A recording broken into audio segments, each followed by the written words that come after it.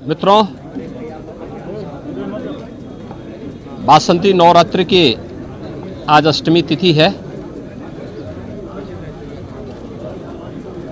मैं पूरे प्रदेशवासियों को महाअष्टमी की हृदय से बधाई देता हूं। नवरात्रि के पावन पर्व पर पूरे प्रदेश में जगत जननी माँ भगवती दुर्गा की पूजा और अनुष्ठान के कार्यक्रम पूरी श्रद्धा, विश्वास और उत्साह और उमंग के माहौल में श्रद्धालुजनों ने हर जगह आयोजित किए हैं और ये निरंतर कल तक चलेगा। राज्य सरकार ने इसके लिए पूरी पुख्ता व्यवस्था की है। कल रामनवमी की भी पावन तिथि है। मर्यादा पुरुषोत्तम भगवान श्री राम के पावन जन्मोत्सव का पावन तिथि। अयोध्या धाम में विशेष समारोह होंगे। जगह जगह नवमी की स्थिति पर मर्यादा पुरुषोत्तम भगवान श्री राम के पावन जन्मोत्सव के कार्यक्रम आयोजित होंगे। शासन ने स्थानीय स्तर पर प्रशासन को श्रद्धालुजनों की सुविधा और सुरक्षा की पुख्ता व्यवस्था के पहले से निर्देश दिए हैं और उस पर प्रशासन पूरी तत्परता के साथ पूज्य संतों के मार्गदर्शन में श्रद्धालुजनों की भावनाओं का सम्मान करते हुए अपनी सुविधा उपलब्ध करवा रही है। महाअष्टमी की स्थिति में आज पूरे प्रदेश में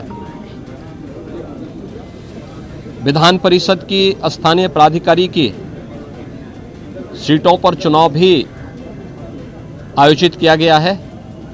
भारत निर्वाचन आयोग ने उत्तर प्रदेश विधानसभा चुनाव के दौरान ही इसकी तिथि भी घोषित कर दी थी और आज जो 36 सीटों पर चुनाव की अधिसूचना जारी हुई थी, इनमें से 9 पर भारतीय जनता पार्टी के प्रत्याशी पहले ही निर्विरोध चुने गए हैं। 27 सीटों पर आज चुनाव हो रहे हैं। गोरखपुर महाराजगंज सीट पर भी आज चुनाव यहां पर आयोजित हो रहा है। तो एक मतदाता के नाते मैं भी अपना मतदान यहां पर करने के लिए यहां पर विशेष रूप से आया हूं। मेरे साथ में पूर्व केंद्रीय मंत्री श्री शिव प्रताप शुक्ला जी, यहां के लोकप्रिय सांसद श्री रवि किशन जी, महापौर श्री सीताराम जायसवाल जी, विधायक ग्रामीण श्री विपिन सिंह जी और अन्य जनप्रतिनिधि भी अभी मतदान किए हैं। विधान सभा चुनाव में भारतीय जनता पार्टी ने प्रदेश में 2/3 से अधिक सीटों पर विजय प्राप्त किया है और प्रचंड बहुमत की अपनी सरकार प्रधानमंत्री मोदी जी के नेतृत्व में हम लोग बनाने में सफल हुए हैं। विधान परिषद में पहली बार मुझे लगता है कि लगभग 4 दशक के बाद ऐसी स्थिति आएगी जब सत्ताधारी दल प्रचंड बहुमत के साथ विधान परिषद में अपना बहुमत बनाने में सफल होगा और मेरी प्रदेश के स्थानीय प्राधिकारी विधान परिषद चुनाव के लिए जो भी मतदाता हैं, क्षेत्र पंचायत समिति के सदस्य, ग्राम प्रधान, जिला पंचायत के सदस्य, पार्षद, चेयरमैन, मेयर, ब्लॉक प्रमुख, जिला पंचायत के अध्यक्ष, माननीय विधायक, माननीय सांसद, मेरी उन सब से अपील है कि प्रदेश के अंदर लोक कल्याणकारी कार्यक्रम को आगे बढ़ाने के लिए आवश्यक है कि दोनों सदनों में एक पार्टी की पूर्ण बहुमत प्राप्त हो। विधानसभा में 2017 में भी प्रचंड बहुमत के साथ भारतीय जनता पार्टी को प्रधानमंत्री मोदी जी के आह्वान पर प्रदेश की जनता ने अपना आशीर्वाद दिया था। 2022 में भी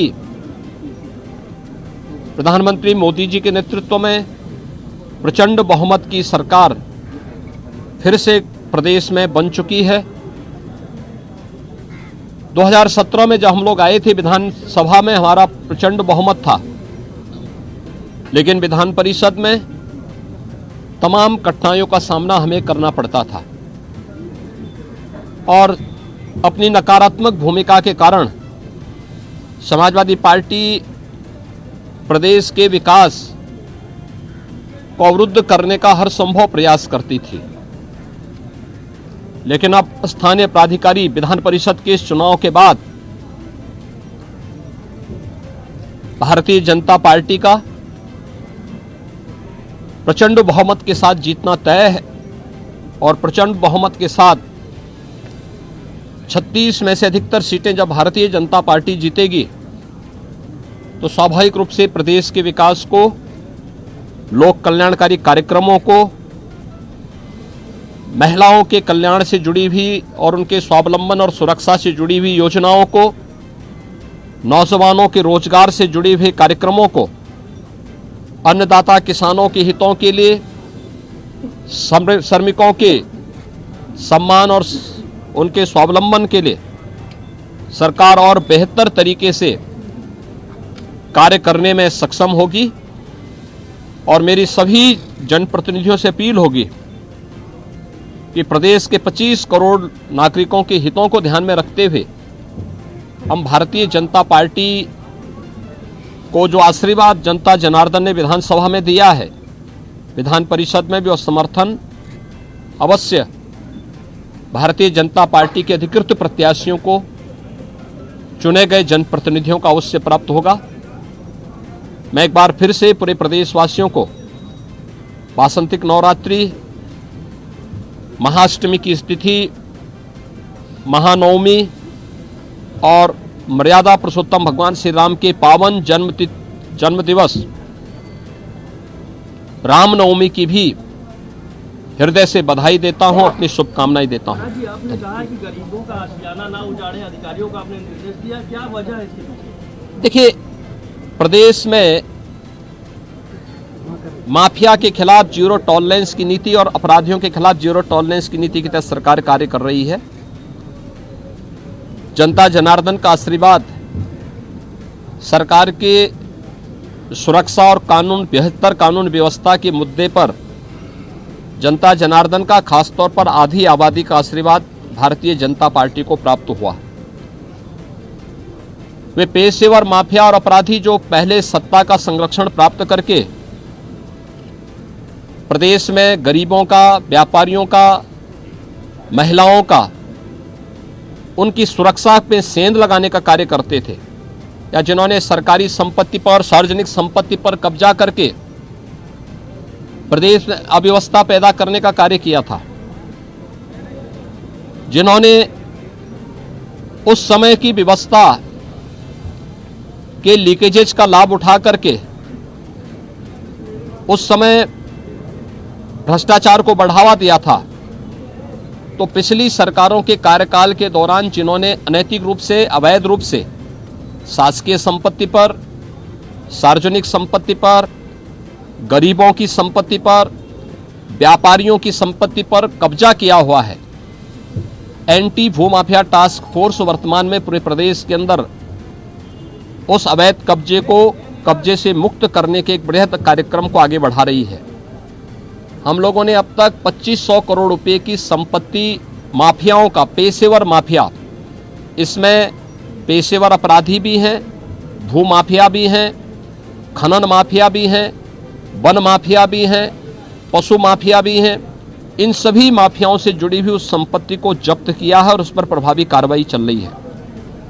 लेकिन अपने आशियाना बनाने के लिए, अपना घर बनाने के लिए अगर किसी गरीब ने सार्वजनिक संपत्ति पर कहीं पर कब्जा किया या उसने अपनी झोपड़ी डाली हुई है, तो उस झोपड़ी को तब तक प्रशासन नहीं हटाएगा जब तक कि हम उसके लिए व्यवस्थित कोई सुरक्षित आवास उपलब्ध न करा दें। और इसके लिए पहले से व्यवस्था की गई, उसको आप चिन्हित करिए। अगर वह किसी आरक्षित श्रेणी की कैटेगरी नहीं है तो फिर उस गरीब को वहां उजाड़ा नहीं जाएगा, उसको वहीं का पट्टा वहीं पर हम उपलब्ध करवाएंगे। लेकिन आरक्षित श्रेणी की है, उन स्थितियों में उन्हें सुरक्षित आवास उपलब्ध करवाने के बाद फिर व्यवस्था देंगे। ऐसे ही स्ट्रीट वेंडर को व्यवस्थित पुनर्वास करने की व्यवस्था और उन्हें सुरक्षित रूप से अपने रोजगार को उपलब्ध करवाने की संभावनाओं को आगे बढ़ा करके पीएम स्वनिधि का भी उपयोग करते हुए राज्य सरकार इस पर कार्य कर रही है। और इसलिए बहुत सख्त हिदायत दी गई है कि प्रदेश सरकार की जो एंटी भूमाफिया टास्क फोर्स की कार्रवाई है, यह कार्रवाई पेशेवर माफिया और अपराधियों के लिए है, किसी गरीब निरीह कमजोर व्यक्ति के लिए नहीं है। और उसके प्रति एक संवेदना और सहानुभूति हमारी पूरी होनी चाहिए, इस बात को जरूर ध्यान रखेंगे।